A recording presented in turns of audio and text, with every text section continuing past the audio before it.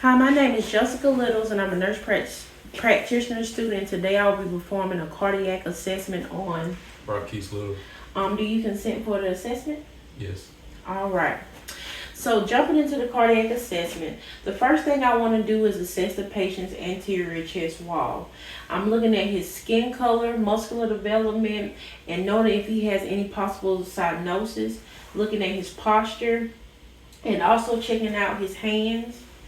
Okay, and I just want to note capillary refill and checking for any cyanosis in his fingers. That can be indicative of any heart problems upon just assessing. I'm checking his chest areas, checking for his clavicle area, and I'm going to just check his left side, looking at it midline. And I'm also going to be assessing for the apical pulse. And his apical pulse is not visible, and usually with individuals that may have a more muscular tone to the chest area or obese, the apical pulse may not be visible. So I want to move on now to my palpation. Mr. Lewis, you're going to feel me touching around your neck. Okay. With palpation, I'm checking to see if he has any crepitus to the area that may be indicative of fluid under the skin or possibly around that heart. Okay. Feeling my hands may be a little cool. Okay. Do you have any tenderness? No. To the area. I also want to know if the patient notes any tenderness to the chest wall.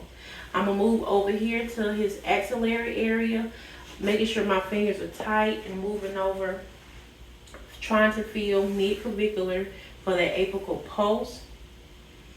And the apical pulse is found in that fifth intercostal space, and noted that it's usually in between one intercostal space and not multiple. And if I did feel multiple, I would note that as multiple pulsations. He's or possibly lives in the chest area. And I'm just feeling around the pericardium as well, moving up the left sternal border, down that right sternal border. Do you have any tenderness? No. Okay. All right, so feeling for the apical pulse. I can feel that PMI, which is also called the point of maximum impulse. I note that it does not have any extra vigorous pulsations, so no heaves noted. And then simultaneously, I'm going to check that carotid, and it should be in sync, noting that S1. Okay. So now I want to move over to my percussion. Usually we do not percuss over the heart. You can get a chest x-ray. Most providers get a chest x-ray to know any possible infection or even fluid around the heart with that chest x-ray. But I would take my non-dominant hand and listening for that dullness. If he had any tympany around that chest area, I would be concerned for possible fluid around the heart. Next, I want to move over to my auscultation. I will be listening for that aortic, which can be found in that right second intercostal space, the pulmonic, which can be found in the second intercostal space on the left. The third intercostal space will be my second pulmonic, which is my Erb's point. My tricuspid can be found in the fourth intercostal space, and then right here is my mitral, which is in the fifth intercostal space, which is also around the apex and around the apical pulse. Okay.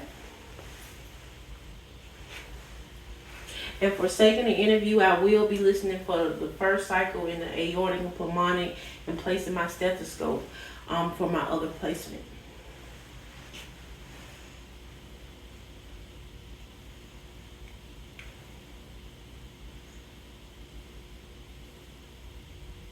And could you please move position support? All right. Thank you.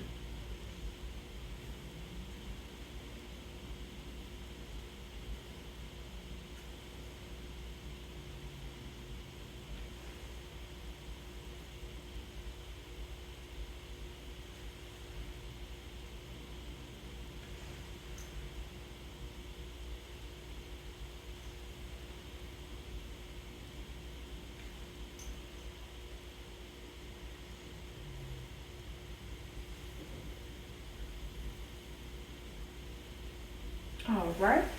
So the next up, I want to, Mr. Lewis, can you lay supine for me? Okay. I will palpate as well, noting any crepitus or any tenderness. Do you have any tenderness? No. Okay. So I will be listening.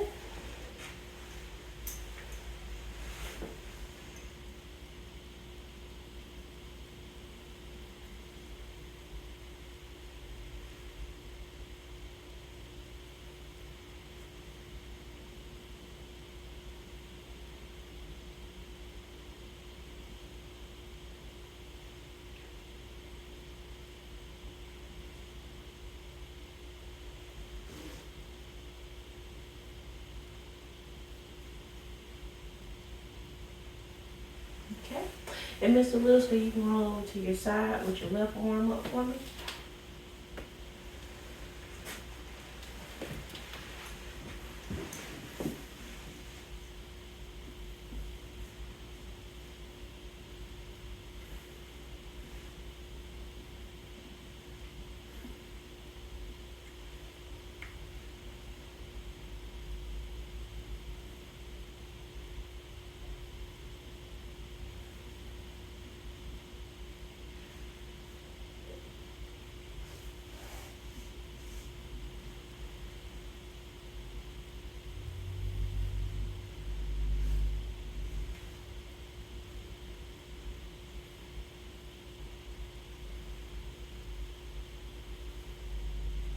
Okay.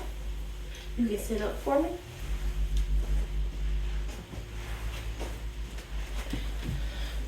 So with oscillating in different positions from the sitting position, supine to lateral recumbent, I'm listening to see if he has any extra pulses. Also palpating for any extra vibrations, any heaves, any differences between from sitting to lying.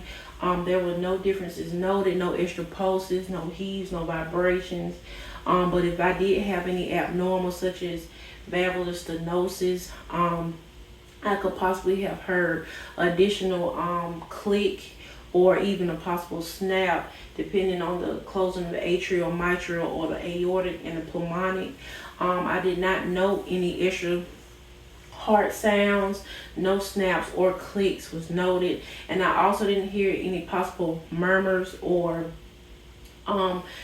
pericardial rubs upon auscultation. With that auscultation, with that rub, I would hear that friction of the pericardium that was not noted. Also, with the valvular stenosis could cause extra turbulence or blood flow within the heart, which would cause to have that splitting of heart sounds. Also, I would note that upon documentation that his skin was dry, clean, is intact, it was warm to touch, is within normal limits of his race.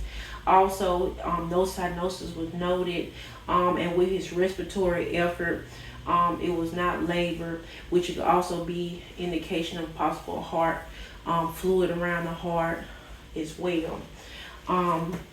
His heart rate upon auscultation was 88. His S1 and S2 was normal, within normal limits. And usually with that S1, you will, when you listening for the S1, you are listening to the closure of this mitral and tricuspid and mitral. And when you're listening to the S2, you will have the closure of the aortic and the pulmonic valves. There was no additional splitting with that or possible snaps. Also, if he did have any abnormal findings, I would order either possibly a EKG for labs, possible BNP, to check his cardiac enzymes, and also possibly even a troponin if he was complaining of having a crushing pain to the chest. And if I needed to, could refer him to a cardiologist for a possible echocardiogram, which will get imaging of the heart if he did have any fluids or indication of fluid around the heart. And I thank you, and that concludes my assessment. I thank you, Mr. Littles. Thank you. All right, thank you.